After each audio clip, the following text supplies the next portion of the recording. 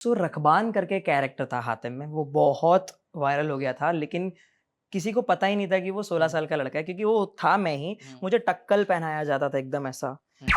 आपका चेहरा बहुत लोग एक सीरियल से जोड़ कर देखते हैं। उस सीरियल का नाम है गुटरगू और मैंने कहीं पढ़ा कि ये इंडियाज़ का फर्स्ट साइलेंट शो था और फिर वो आपकी क्लिप बहुत वायरल होती है, हाँ, हाँ। उसके कुछ-कुछ क्लिप्स।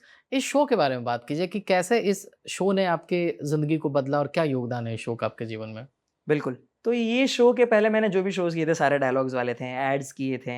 एड्स में होता है हाँ, कि डायलॉग नहीं होता है तो आपको परफ़ॉर्म करना है। तो आई थिंक सो मेरी एक एड रिलीज़ हुई थी कोटक महिंद्रा बैंक इंश्योरेंस, उसके ना पोस्टर ऑल ओवर इंडिया में लगे थे, पैन इंडिया एंड हमको उतना पता नहीं था तभी कि ऐसा सब हो सकता है। हम लोग तो ऑडिशन देते थे, काम करते थे, आ जाते थे, फिर कॉल आते थे कि अरे आपके बेटे का पोस्टर पुणे हुँ, हाईवे पे दिखा है। आई थिंक मुझे ऐसा लगता है कि वो क्योंकि हर जगह पोस्टर लग गए थे और वो एड बहुत चल गया था, हुँ, तो क्योंकि उसमें एक्सप्रेशंस बहुत है वो एड्स में, बहुत अलग-अलग पोस्टर में अलग-अलग एक्सप्रेशंस हुँ, हैं। तो आई थिंक सो वो टाइम पे जो बीपी सिंह सर जो प्रोड्यूसर हैं हुँ। गुटरगू के फायरवर्क्स के, तो उन्होंने शायद जिन्होंने फिर सीआईडी भी बनाई सीआईडी है। जिन्होंने हुँ, बनाया था, even that is Guinness book of world record holder. Right. So I think सो उन्होंने वहाँ से मुझे देखा होगा एंड उन्होंने फिर मुझे ऑडिशन के लिए बुलाया, ऑडिशन में मैं सिलेक्ट हो गया एंड फिर बाद में जो फर्स्ट एपिसोड था आई थिंक उसमें वो आए थे बीपी सर जो प्रोड्यूसर थे, वो डायरेक्ट भी करते हैं, तो हुँ, उन्होंने डायरेक्ट किया था एक फर्स्ट एपिसोड एंड हुँ। मैं तुरंत उनको फटाफट टेक्स दे रहा था, वन टेक में शॉट्स ओके हो रहे थे, तो वो मेरी मॉम के पास आए और उन्होंने मेरी मॉम को कहा कि क्या खा के पैदा किया है आपके बेटे को?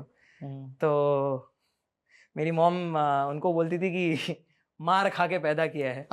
इतने इतने ठोकरें खाई हैं, इतना रिजेक्शंस आए। मेरी मॉम का बहुत हाथ है, मैं ये कहूँगा, मेरी हुँ। ये जर्नी में अब तलक। आपने एक और शो किया था, जो कि काफ़ी पॉपुलर हुआ था बच्चों के बीच में और इस शो का नाम है हातिम और इसमें आप विलेन बने थे और मुझे पता चला है कि घंटों-घंटों मेकअप किया जाता था आपका 80 साल के बूढ़े की आत्मा आप में बसती थी, कुछ ऐसा था। हाँ। क्या था? हातिम के बारे में बात कीजिए। सो रकबान करके कैरेक्टर था हातिम में, वो बहुत वायरल हो गया था, लेकिन किसी को पता ही नहीं था कि वो 16 हुँ, साल का लड़का है, क्योंकि वो था मैं ही। हुँ, मुझे टक्कल पहनाया जाता था एकदम ऐसा हुँ, हुँ, एंड मेरे जो बाल थे उसको नेट में डाल के वो टक्कल में डाल दिया जाता था एंड वैसे तो मैं टकला बन गया था, लेकिन अभी बूढ़ा कैसे बनाएँ?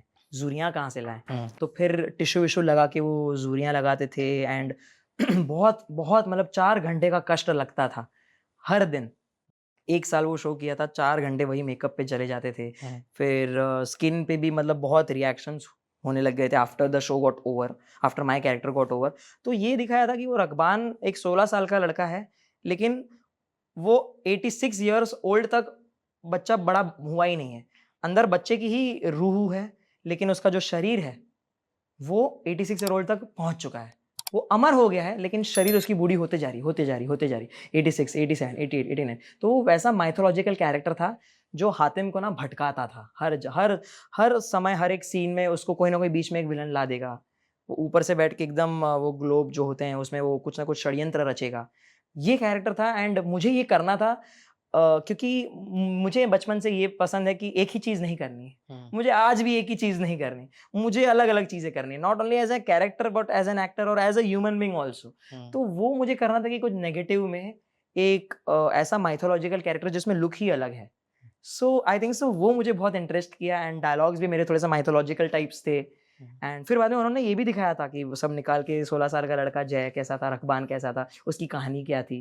सो आई थिंक सो वो लोगों को ना एक डिफरेंट वाइब दिया एंड लोगों ने वो कनेक्ट कर लिया and I think so that's why Hatim तो डेफिनिटली पॉपुलर था ही, but I think so characters की वजह से भी हातिम पॉपुलर हो गया था and this was the like negative character जो लोगों को चिल्स देता था and that helped me a lot in portraying a versatile kind of a character. So okay. Yeah thank you for watching this full clip और मैं आपसे वादा करता हूँ कि इसका फुल पॉडकास्ट भी देख के आपको काफ़ी मज़ा आने वाला है।